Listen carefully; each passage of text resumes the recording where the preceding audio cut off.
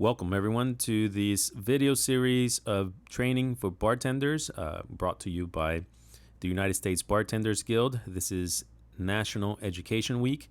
We had a sponsor with us, which was Topo Chico, our local rep, Rachel Bowie. I'd like to thank her for providing beverages and food during these seminars.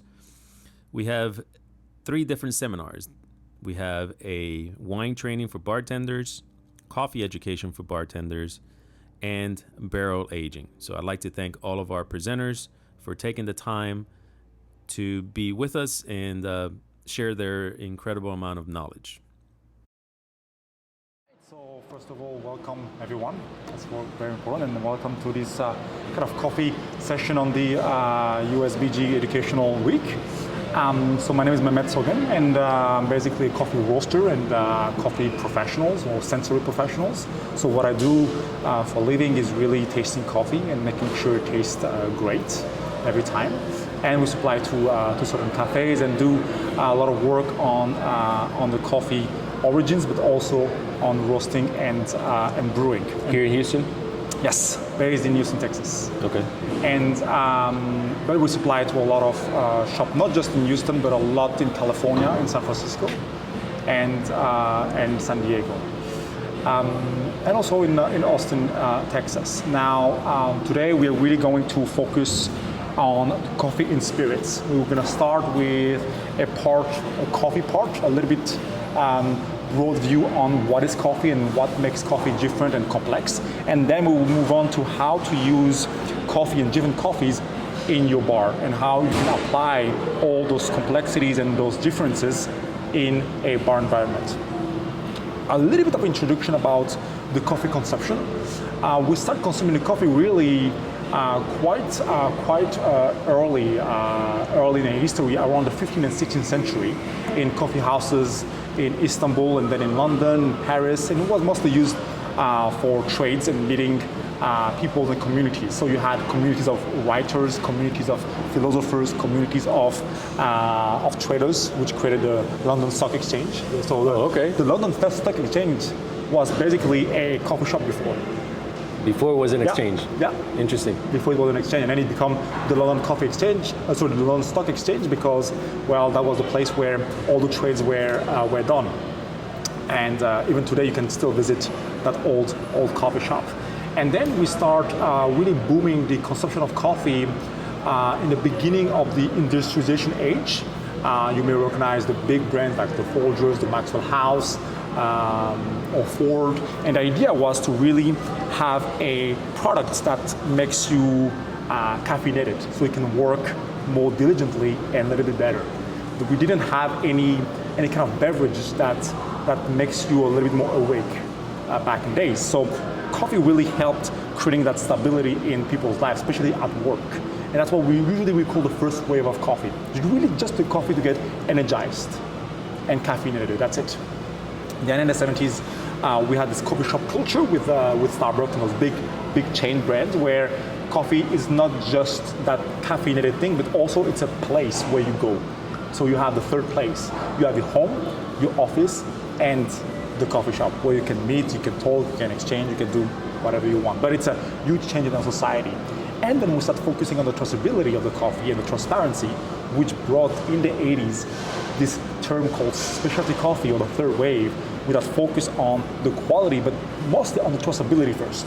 Quality came just as a spin-off of the traceability. So now let's just talk a little bit more about the coffee in general. What makes coffee?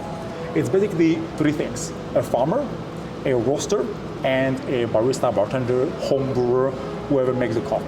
Those are the 3 main coffee, I would say, pillar or coffee character in our coffee chains. In the middle, you also have all the certifications, import, export, transportation, but those are the 3 main ones that drives the flavor. That's why we're going to focus rapidly on those 3. The most important one is really the farmer. The farmer is the one who produced the green coffee before it gets roasted. And green coffee quality is really based on several aspects. The first is the terroir.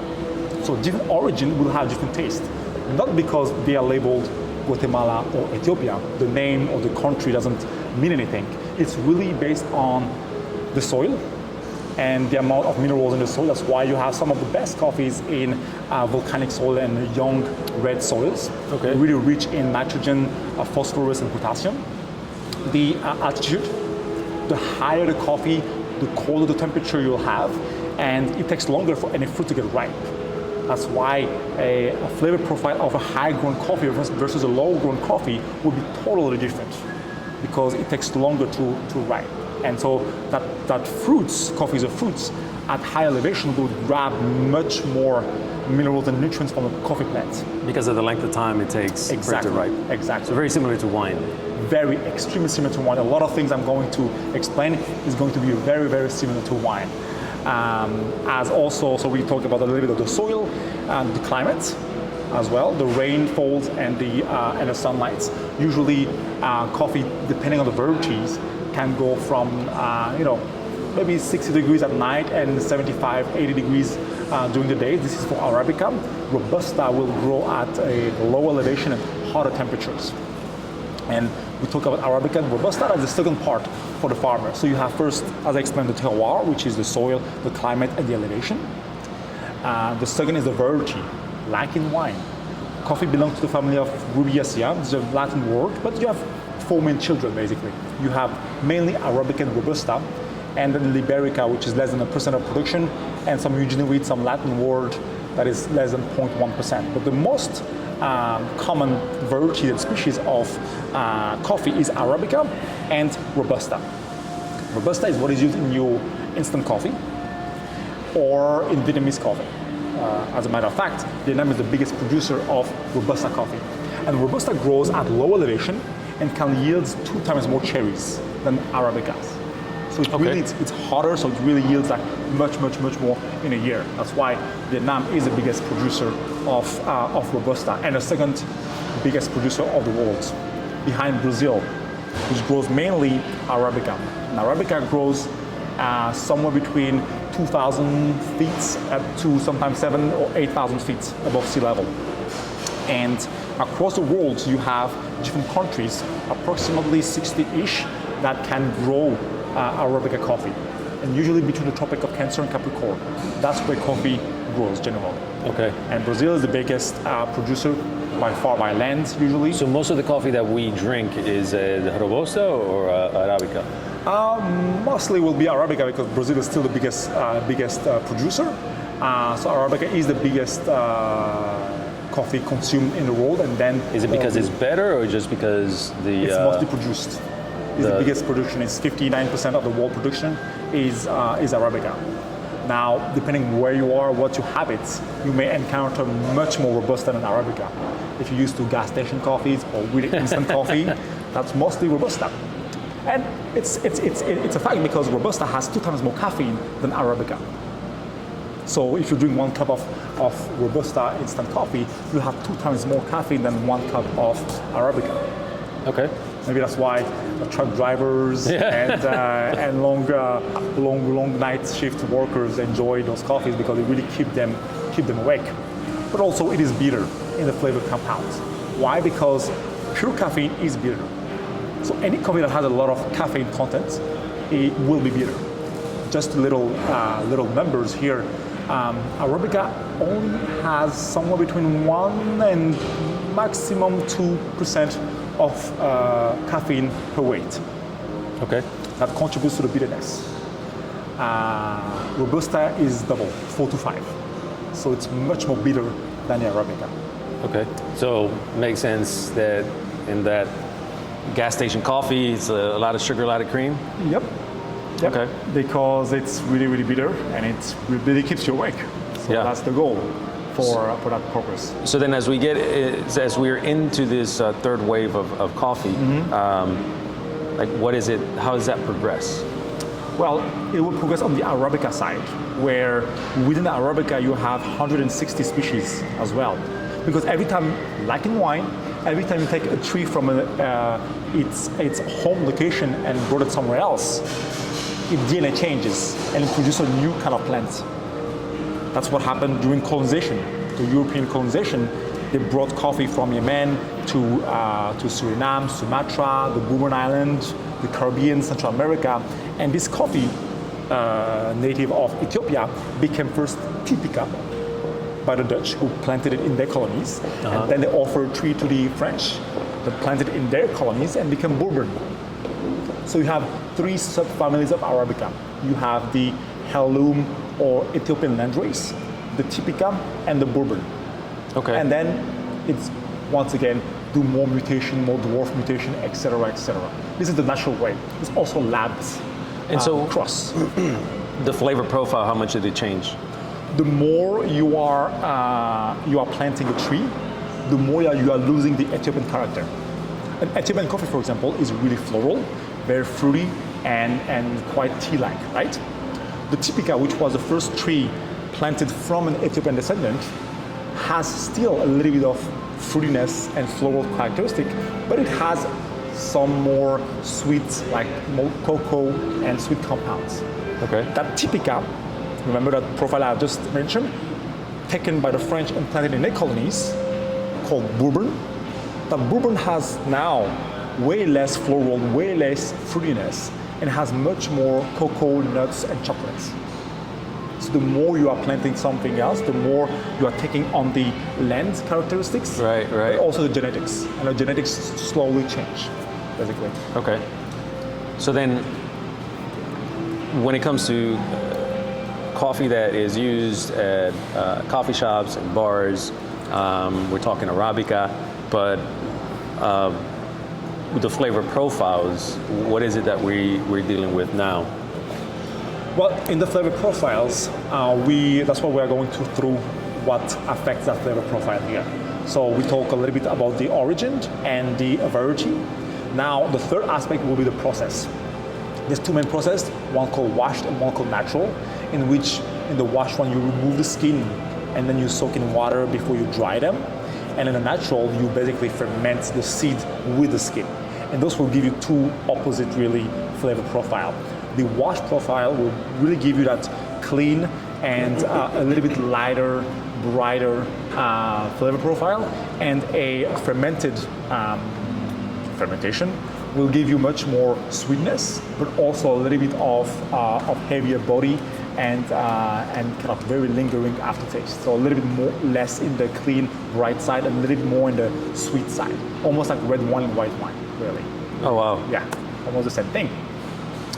And so those are how the farmer affects the flavor profile. Those choices that the farmers is not making. So the terroir, elevation, climate, and location. The variety, what tree I'm going to plant among all those 160 species of Arabica, or even Robusta is another tree as well, so that's another story. And the process, how I'm going to make my coffee from a fruit to a seed. So those are the three main aspects that a farmer can change the flavor profile of a coffee.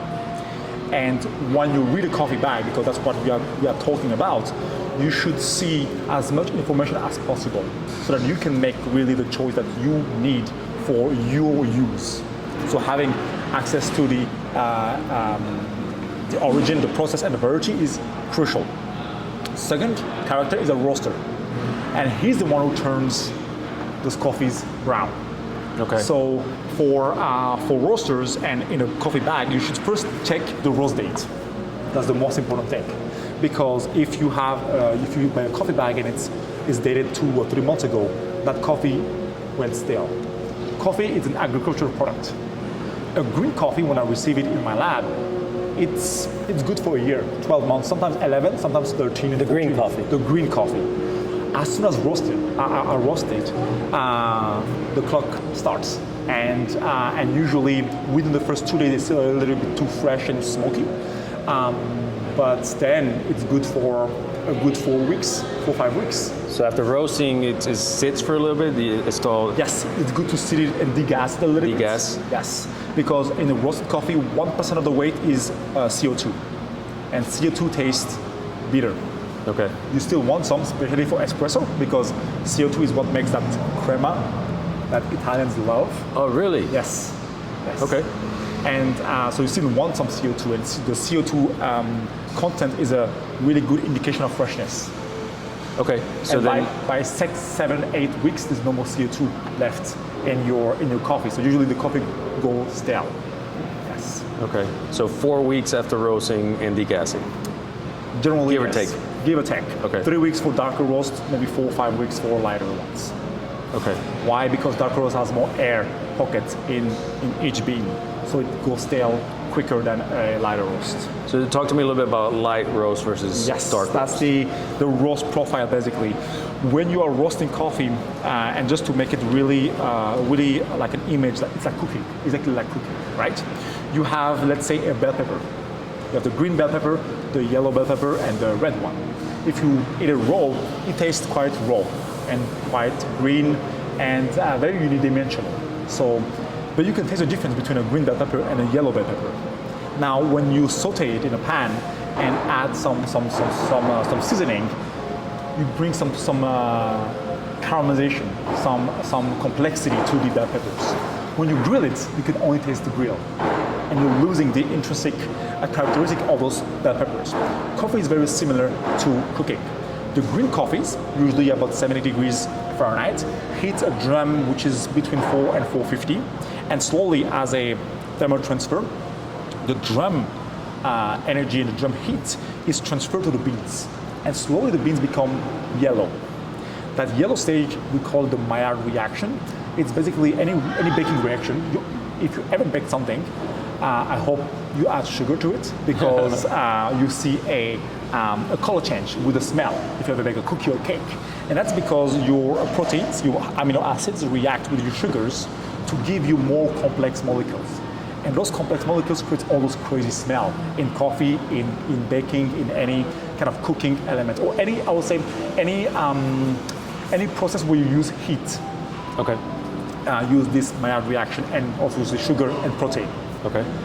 Then it goes brown and browner, you build the momentum, and it pops. It's called the first crack. And then you kind of developing your coffee. For how long? Depending on your market. The more you are going to develop your coffee, the longer you are going to roast, the darker the coffee will be. The darker the coffee will be, the less acidity will be perceived in your coffee, and more bitterness and texture you will have. Vice versa. The shorter the roast, the brighter the acidity and the fruitiness, and the lower the bitterness, and also the body and texture. So as a roaster, it's really a matter of 15-20 seconds where you play when is the best way, when is the best time to stop your roast. Now, how can you recognize in a coffee bag if it's a light roast or a dark roast? Because not every roaster puts light roast, light to medium, medium or dark roast. There's different ways of doing so. If you find a roaster who does, that's also a good indication. For instance, we personally roast differently for filter and espresso, because espresso has a different physical profile and physical characteristic in the extraction than filter coffee. So our espresso roast is maybe 10 to 15 seconds longer than our filter roast.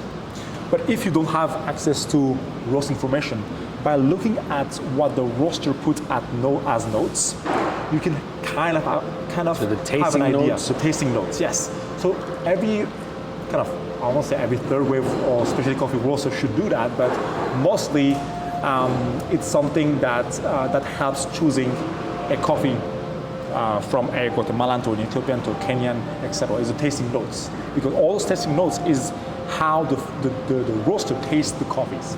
So when you see apple, caramel, and lemon in a coffee bag, it's not added fruits. It's really how the coffee tastes like, which is really, really different, because it's something in hot beverages. It takes a lot of time and practice to taste all those lemon, fruitiness, and caramel aspect in coffee. So if, for example, in a coffee bag you see, let's pick the chocolate series, right? Chocolates is very generic. Now, if I give you 3 different bags, one shows milk chocolate, one dark chocolate, and one's cocoa nibs. The cocoa nibs has much more bitterness than the milk chocolate ones.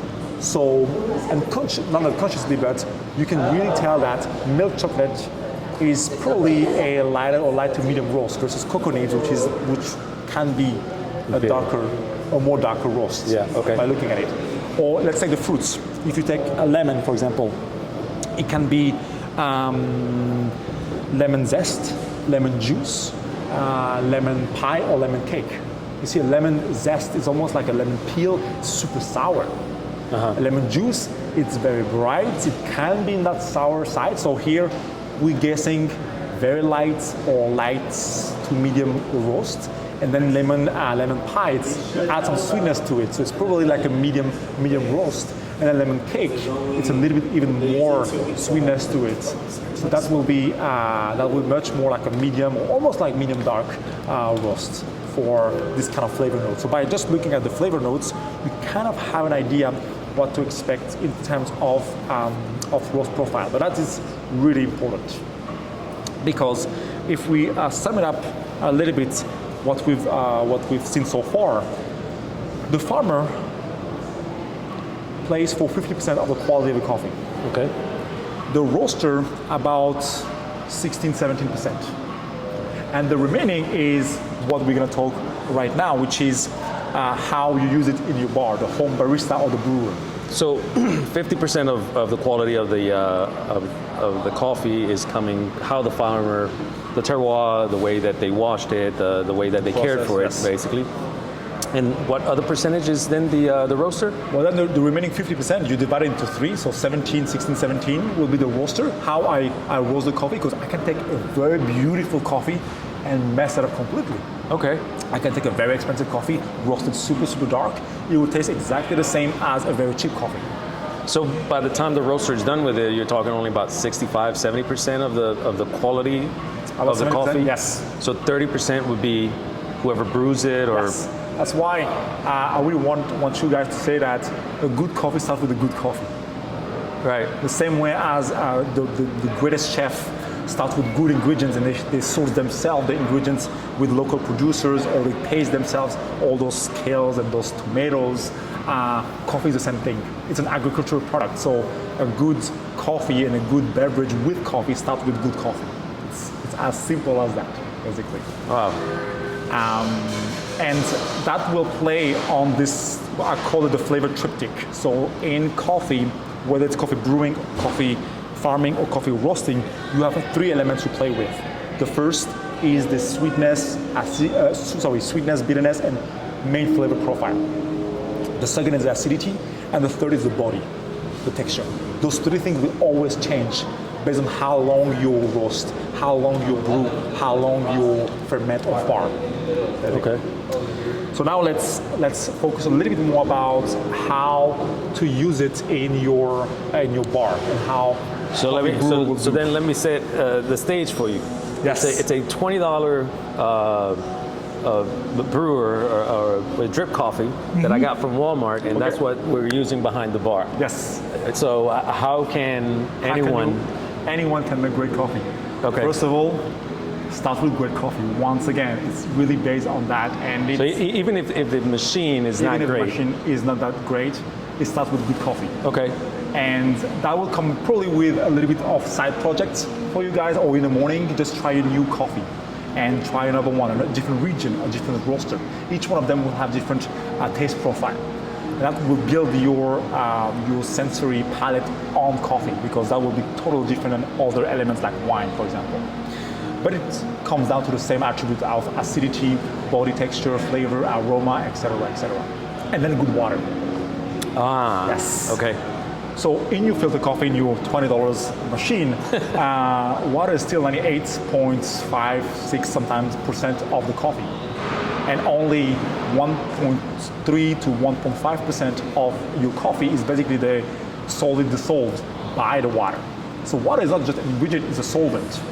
And so the quality of the water is very important in coffee. If you have very good coffee and very good water, you have easily 80-85% of the job done already. Oh wow. Okay. For water, we check two things: the temperature and the quality. The temperature, we want it to be between 195 and 205, roughly.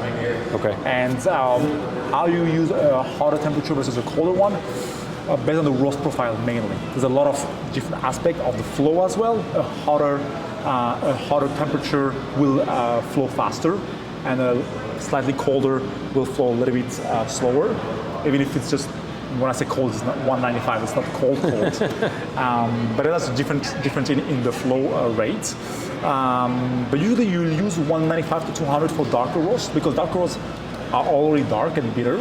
And I'll say we, but that's more like what I use personally, because I'm seeking for balance of acidity, sweetness, and body. So obviously, if I have a dark roast, I can brew it hot if I really want darkness and bitterness. Yeah. However, that's not my personal goal. It might be yours in your bar. If you really want full bitterness, you may want to really extract those bitter compounds. Sometimes that is the way to have bitterness in the cocktail, in order to then balance it with other ingredients. Because, for the most part, you're going to be using some sort of sweetener. Yes. Whether it's a sweet liqueur or a syrup, we're going to be using a sweetener. Yes, so that pairing effect is also quite important when it comes to coffee and the water. But coffee really starts with, as I say, the water, the roast, and now we talk a little bit more about the water temperature. Usually, I think in your $20 machine, you won't be able to set the temperature. Yeah. So what machine? So then it will be about the quality of the water. Okay. And quality is usually measured in parts per million, ppm, as calcium carbonate, which is basically the compound that creates clogging and lime scale. And so that's the measurement of the hardness in your water. And you want that hardness measurement to be between 100 and 250. But how can you know that in a bar environment? Can I just buy distilled water and mix it 50-50 with tap water and then? That can work. Depending on your tap water, where you are in a country can be really, really different. If you are in Portland, it's going to be very, very soft. So you may want to mix it with something of a harder water, like an Evian bottle, for example, or some mineral bottle that has more minerals.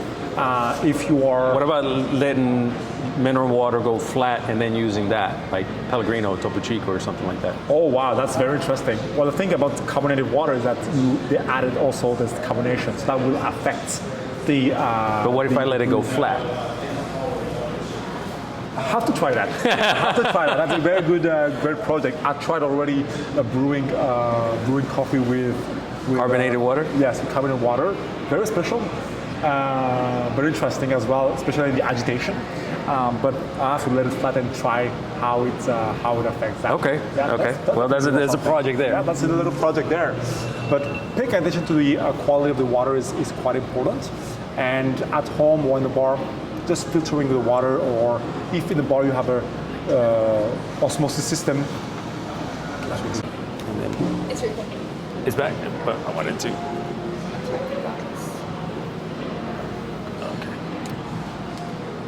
Good?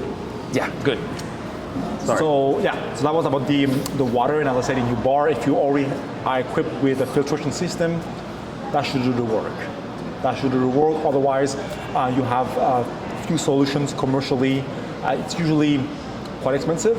I mean, it's still below $1,000, but it's somewhere between $500 and $800 for commercial filtration system. What about Brita? Will work for home usage. That will work. Just make sure to change the filter quite often. Okay. I'm at home. I'm using also a brand called BWT. BWT? Yeah, brewed water technology. It's specifically made for coffee. It works the same way as the Brita filter. And then you have the Peak water, which is also new jug, but that's just for coffee as well. So it Peak water? Yeah, Peak. Okay. PEAK water. So those two are the ones I use at home just in the morning. Are they around the same price as Brita, or a little bit more? Yes. The filters are a little bit more. That's what I realized, yes. Yeah. But I don't use them for drinking, mostly for brewing coffee in the mornings when I don't want to mess up with all my craziness of water making. So that was about the water. And so if you have good water, good coffee, and a good roast, it's already 85% of the job. Now, in your $20 machine, you want to grind fresh. And grind is the next step to have very good and fresh coffee. What happens if you buy pre-ground coffee?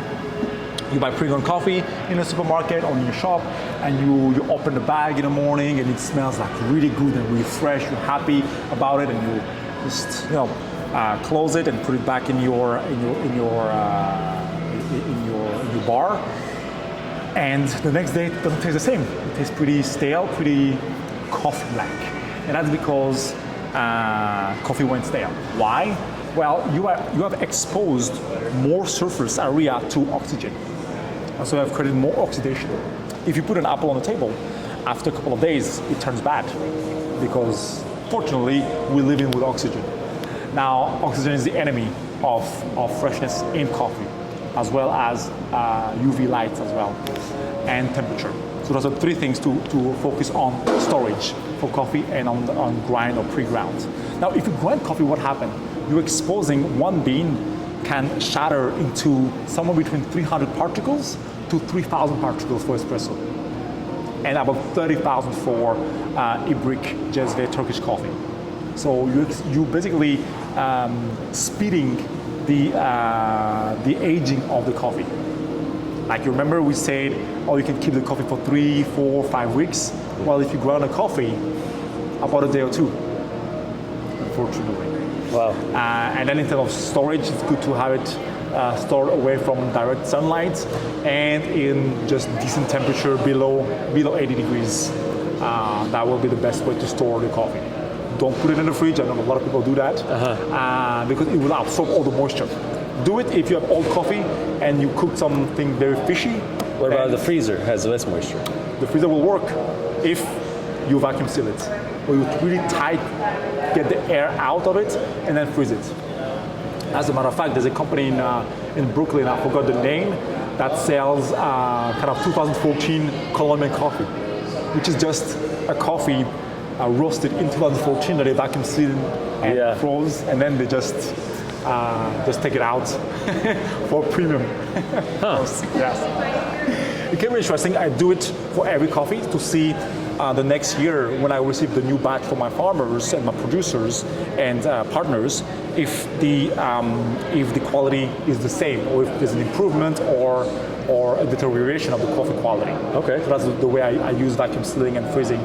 Other than that, I drink a lot of coffee, so I don't have this issue sometimes. Sometimes when I have a lot of coffee, I may do vacuum seal and freeze some, but usually I finish it all. Yep. Or I give it for free, some samples, and put it on our bags. Yeah. In grinding, in your machine, when you grind coffee, you have different sizes. And those sizes will affect the brew time and the flow of the liquids, of the beverages. So, the finer you grind the coffee, the longer it takes, right? And the coarser you grind, the quicker it will be. What happens when you brew coffee? You first extract in your coffee the acidity, the acidic part of the coffee. Then the core flavors and the sweetness, and then the bitterness and the body. So the finer you're going to grind, the more you're going to extract, but also you're going to cover all those kind of fruitier and sweeter compounds and end up with very bitter compounds in your coffee. Because the bitter compounds and the big, we call it the melanoidins, are very long chain molecules that covers all those lighter aromas and molecules. Okay, but hold on, let's go.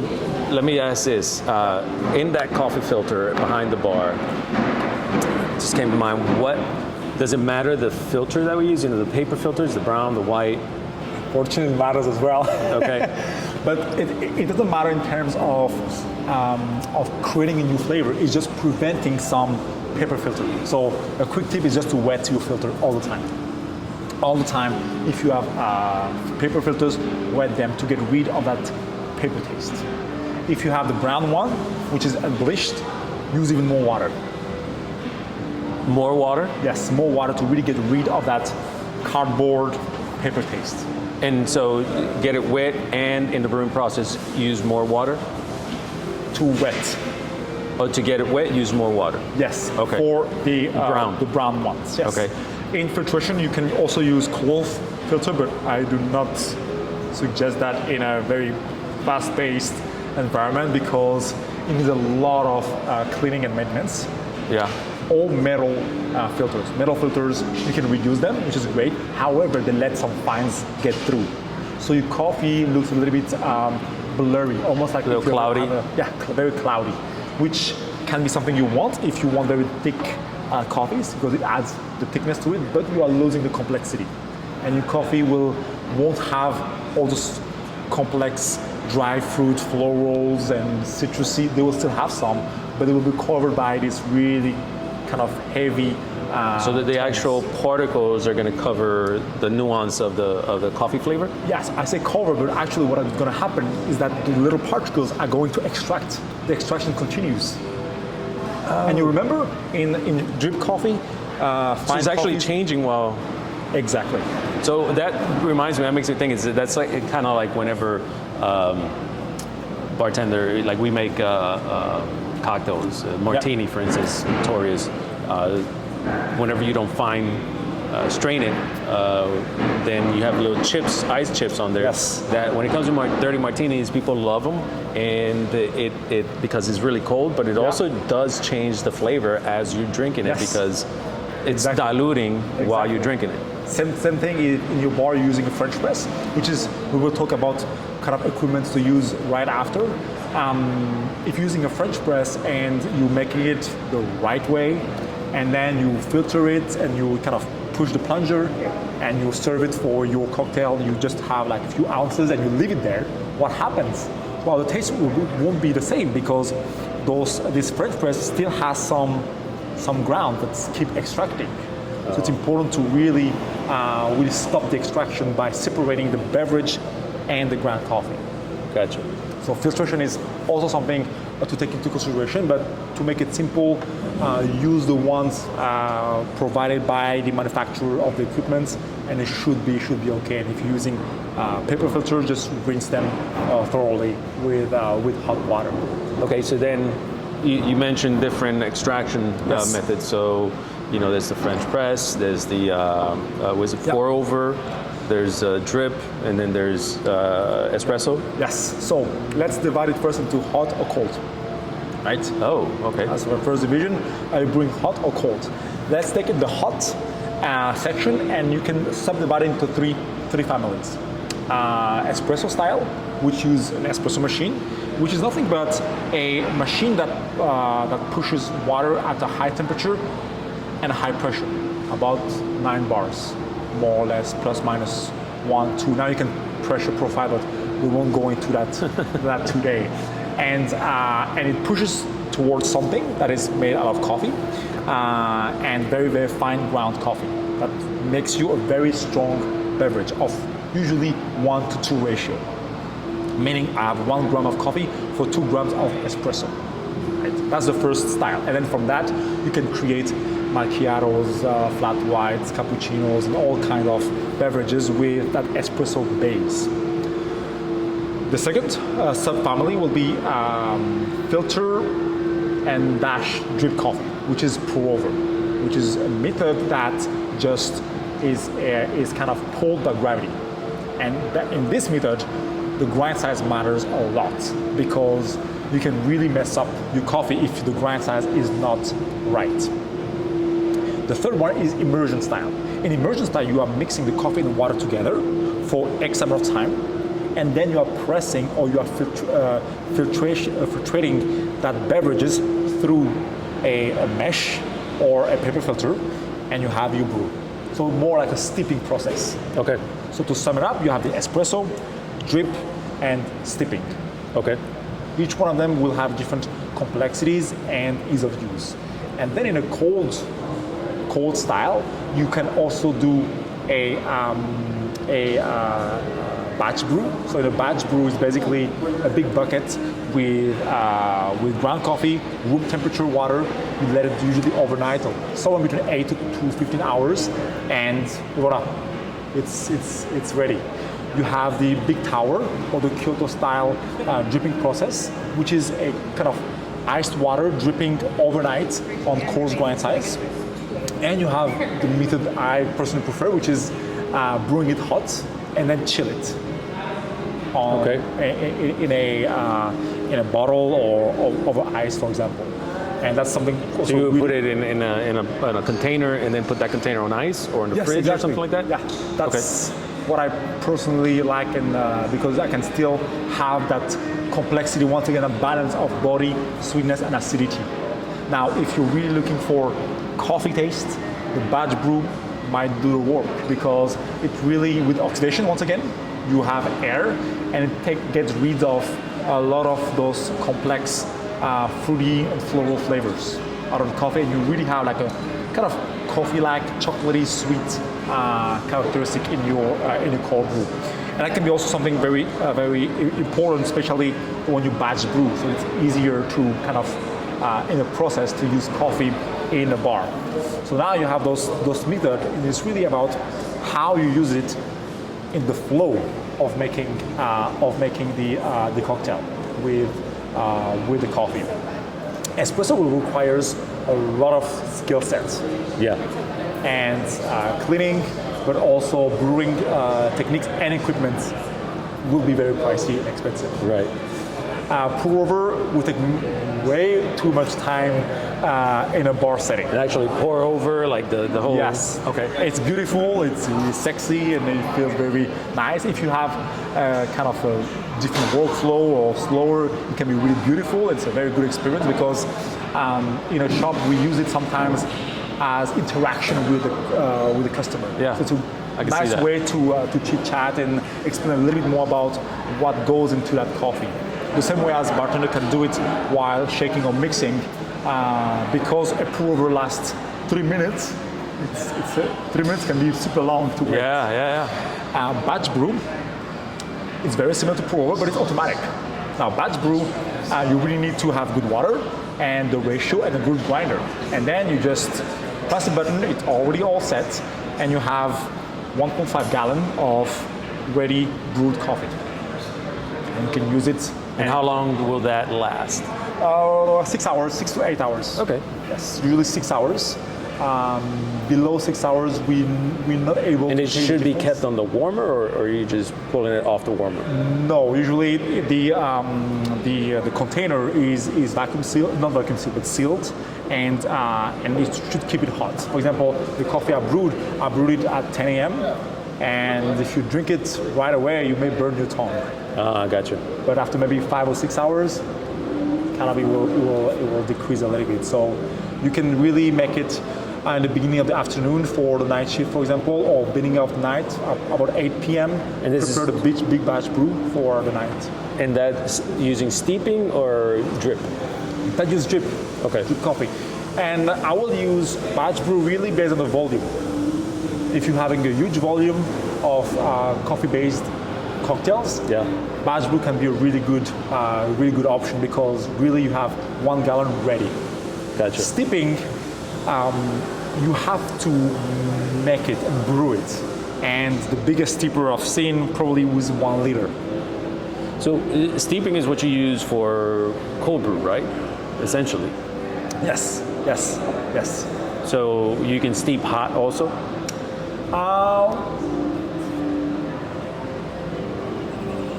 Not necessarily? Not necessarily. Not Okay. necessarily. Okay. Not necessarily. So what about cold brew in that environment? So cold brew, that will be the kind of easiest and straightforward way, where you have big filters with a big basket. It's basically big kind of How buckets. small of a batch can you make?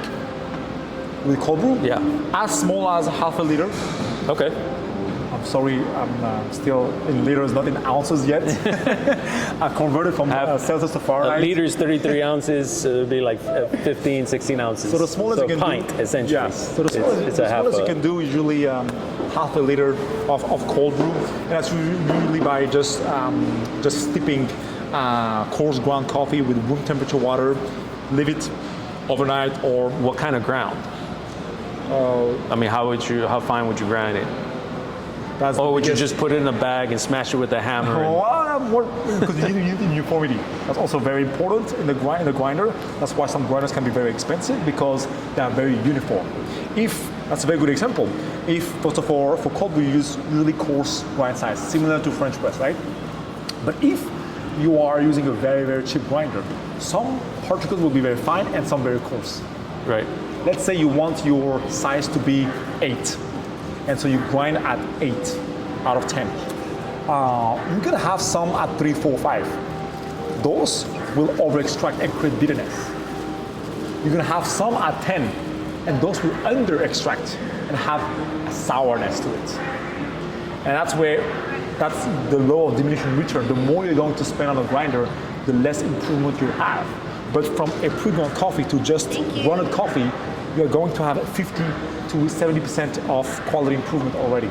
And then the more you're going to spend, the less improvement you'll have, unless you go in competition like us and you go crazy over those machines. Yeah. But in a bar environment, it's first important to have grinder and grind it fresh. Yeah. Or if you don't have it, pre-grounded probably 8 hours before. That's it?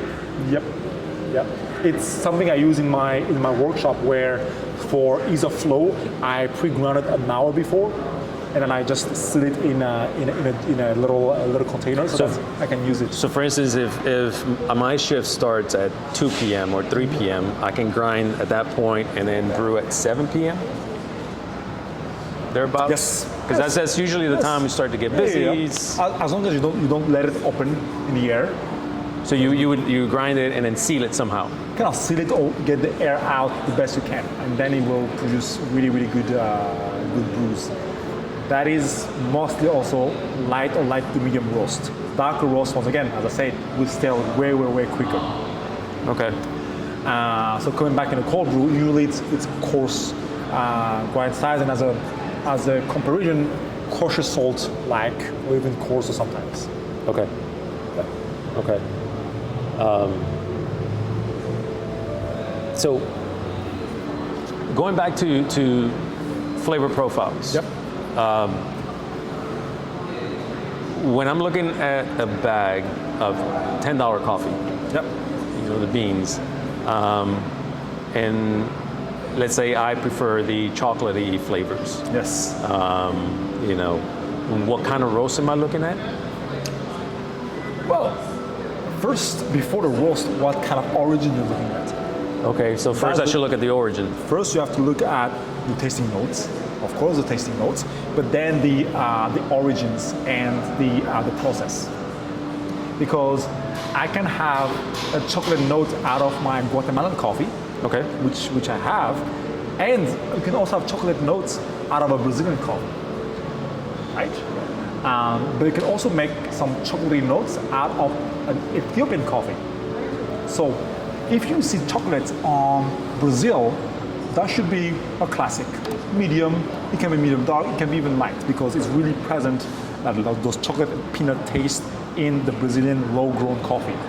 If you go for a chocolate, a high-grown Guatemalan coffee, I would say it's medium or even medium dark. Sometimes a lighter roast of a Guatemalan coffee will display a little bit more caramel and milk chocolate aspects. Now, if you see chocolate on a Ethiopian coffee, that should be dark, because Ethiopian, if you roast it light or light to medium or medium, it's really fruit-forward florals, mostly. Of course, every region is different, right? But if you see chocolate on an Ethiopian, it will certainly be a darker roast, or medium to dark, at least. Okay, all right. Well, actually, one thing I forgot to ask you is, like, what was your profession before coffee? Oh, thermodynamic engineer. So I was an engineer in energy transfer and thermodynamics, which helps a lot in understanding how roasting coffee works. And then I really developed my palate on sensory, but not just in coffee, because coffee classes are still limited. I mean, you can really do the entire syllabus of coffee education in about 3-4 years. But then I really educated my palate on wine, on food, on virtues of different things. Like now, every month basically, I take one ingredient and I taste a lot of it. So this month I'm into mangoes. Last month it was nuts, all kinds of different nuts and different almonds. It's just very interesting. All the almonds have different tastes. A little tip, 2 tips basically to become a better taster is Number one, try to describe a ingredient, a coffee, wine without using coffee, wine, or mango. It's very hard, but it kind of tells you to create connection with your memory. And you don't know what you don't know. Everyone has a different sensory profile and preferences. Our sensory is based on 4 things mostly: your age, your gender, your background, and your diet. How you perceive certain notes is based on all those 4 things.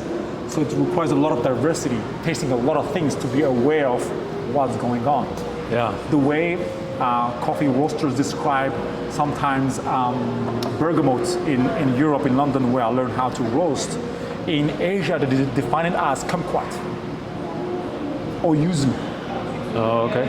So it's really, really different. Yes. I think that for learning how to taste, the other thing that helps also is when it comes to adjectives and descriptors is to go past 5.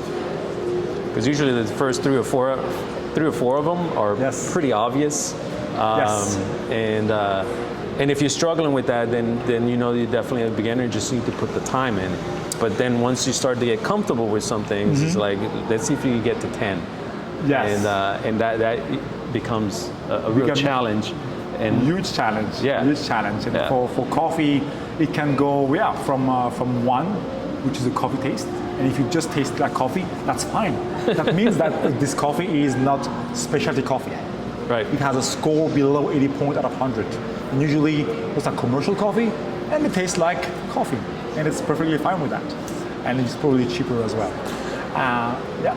Well, I wanted to also ask you, you mentioned a style of treating coffee with liqueurs. Oh, yes. So that's basically in the fermentation stage. Well, as far as concepts. Of coffee with liquor or coffee liquor? Like liquor taste? No, the liquor, alcohol, and coffee concepts and competitions. Yes, so we have a competition called the US, well, it's in the US, but it's the Coffee in Good Spirits, which is mixing coffee with alcohol and liquors and making a cocktail out of it. So if you're interested in those cocktails, just check it out. It's called the CIGS, and you have very interesting cocktails with a bunch of different liquors, but also fruits and single origin coffees. That's why I really enjoy this competition, because it puts the coffee not just as a coffee taste, but as pineapple taste, as florals, as chocolates, not just as coffee taste. So this competition really brings coffee into the spirit and cocktail environment, and try to kind of showcase the quality of the coffee, the quality of the producer through a cocktail. And in this competition, there is two service. One is an open service, where it's your own cocktail, your own coffee, your own show. I think you have 10 to 15 minutes to present your cocktail and brew it in front of judges. There is a sensory judge, technical judge, head judge. It's crazy. Yeah. And then you have the open service, I think the closed service, if I'm not mistaken about the name. And in that one, they give you, you're working with the same alcohol. Everyone works with the same liquor or the same kind of base. Okay. And then it's really about your creativity and your skill as a bartender and barista for this competition to make the tastiest drink. Okay, yeah, I love that, because I think the line between bartender and barista needs to be blurred, because I think they're very similar. And the barista, you're dealing more with detail. Yes.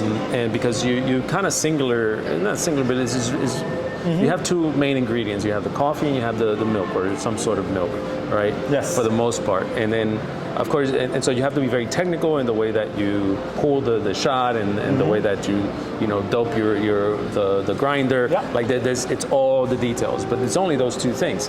In bartending, you have multiple techniques, and then you have hundreds of ingredients available at any given bar. Of course.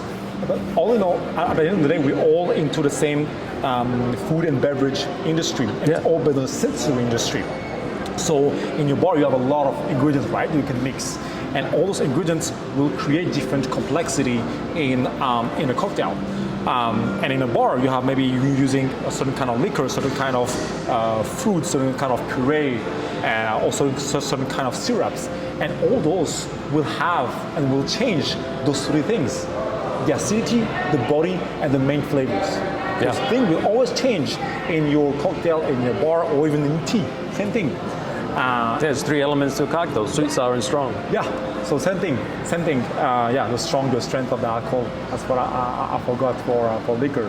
But you see, when you include coffee, because coffee and specialty coffee has also this layer of complexity in flavors, you can use coffee not just as a coffee taste, but also as it's a light coffee or darker coffee with this kind of cocktail.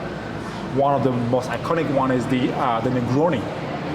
We have a coffee Negroni made out of cold brew, Campari, Martini Rosso, and gin as well. But if you don't want to use the gin, you can also subtract the gin.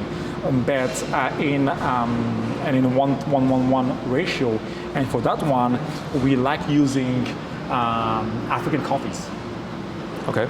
Because Negroni is very, especially in London, a very summer drink-like. So with those African coffees that showcase a little bit of red fruits, floral fruitiness, it matches well with the Martini Rosso and the Campari bitter and maybe the lemon squeeze or the orange squeeze. So that matches the flavor of the cocktail, the existing cocktail. Because if you're using a very dark roasted or even any chocolatey low-grown coffee, well, in that very light, fruity cocktail, you're going to add another layer of bitterness. It can be good, but usually it's the flavors, they are fighting each other. Right. Instead of complementing each other. So that's the idea when we use coffee in other beverages. Okay. Well, does that cover everything? I guess so. I mean, the coffee industry is still evolving. I haven't mentioned that the fermentation part. So we have some fermentation that produce some liquor taste as well. Okay.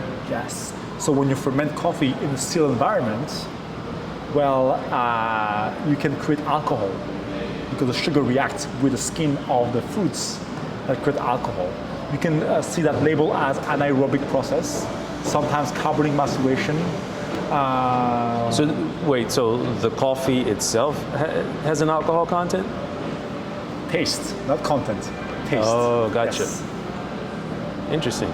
Those are really the innovative process, and it's really in the very, very new. Some people love it, some people hate it. So it's really. And so if I'm looking for that, what am I looking for again? What's on the label? You're looking for anything that says carbonic maceration, anaerobic, long fermentation, extra old, naturals. I just want to get this last part. Yeah? Okay. So extra naturals, extra old natural, like XO process, or anaerobic, or slow fermentation, or carbonic maceration. All those things will really create those very deep tastes. Of usually berries first, but then it goes into liquor.